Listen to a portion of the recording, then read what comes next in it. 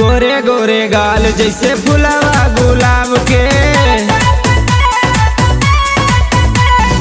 अखिया में नासा देसी शराब के।